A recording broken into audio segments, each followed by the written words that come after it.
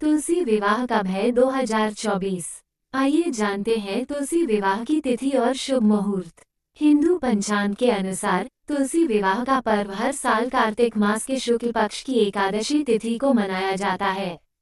इस वर्ष एकादशी तिथि का आरंभ मंगलवार 12 नवंबर को शाम 4:02 पर होगा और इसका समापन बुधवार 13 नवंबर को दोपहर 1:01 पर होगा। उदया तिथि के अनुसार तुलसी विवाह का पर्व 13 नवंबर को मनाया जाएगा।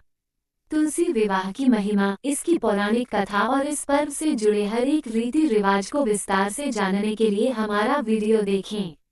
इस वीडियो में हम आपको तुलसी विवाह की सभी महत्वपूर्ण बातें बताएंगे जो आपके लिए उपयोगी होंगी।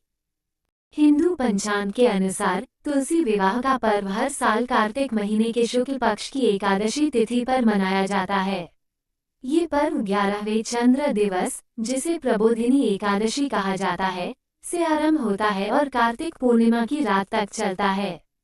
भारत के कई भागों में तुलसी विवाह का पर्व 11वें या 12वें चंद्र दिवस पर मनाया जाता है। भारतीय कैलेंडर के अनुसार ये पर्व सामान्य रूप से अक्टूबर या नवंबर महीने में आता है। इस दिन भगवान विष्णु के विग्रह स्वरूप शालिग्राम और देवी तुलसी का विवाह संपन्न करने का विधान है।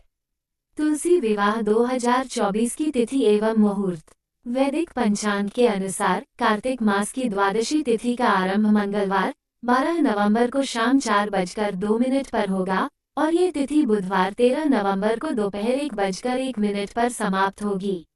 उदया तिथि की गणना के अनुसार 13 नवंबर को तुलसी विवाह मनाया जाएगा। तुलसी विवाह से जुड़े रीति रिवाज एवं परंपराएं।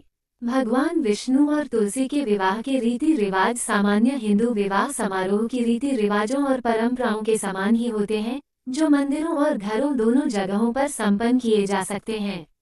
इस दिन उपवास रखा जाता है, जो संध्या में विवाह समारोह के आरंभ के बाद ही तोड़ा जाता है। हिंदू विवाह की भांति ही फूलों और रंगोली से एक सुंदर मंडप का निर्माण किया जाता है।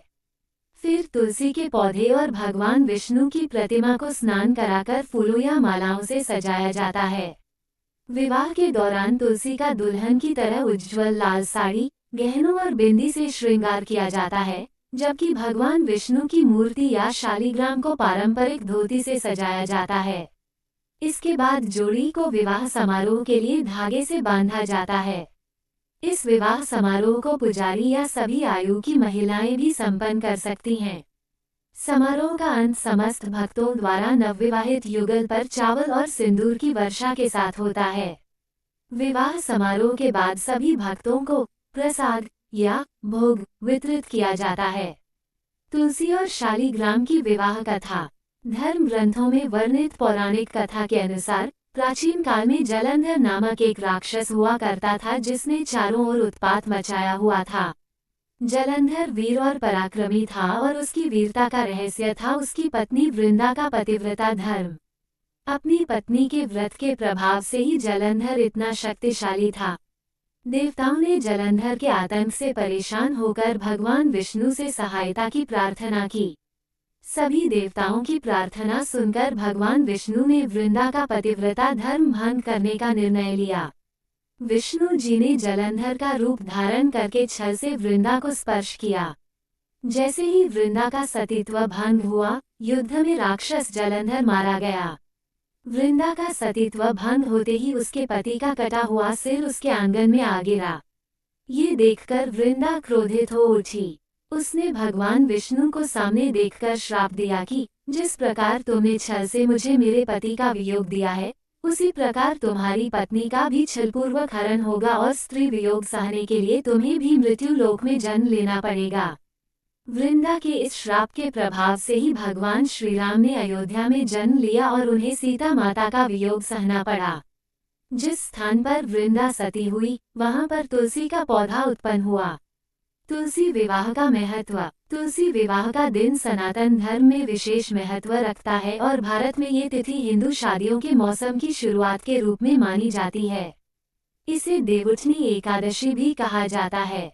इस दिन भगवान विष्णु अपनी 4 महीने की योग निद्रा के बाद जागते हैं और इसी दिन तुलसी विवाह करने का प्रावधान है। हिंदू शास्त्रों के अनुसार इन 4 महीनों अर्थात चातुर्मास में किसी भी प्रकार के शुभ और मांगलिक कार्य वर्जित होते हैं। देवउठनी एकादशी या तुलसी विवाह से ही शुभ कार्यों की शुरुआत होती है। इस दिन तुलसी विवाह का आयोजन अत्यंत शुभ और मंगलमय माना गया है।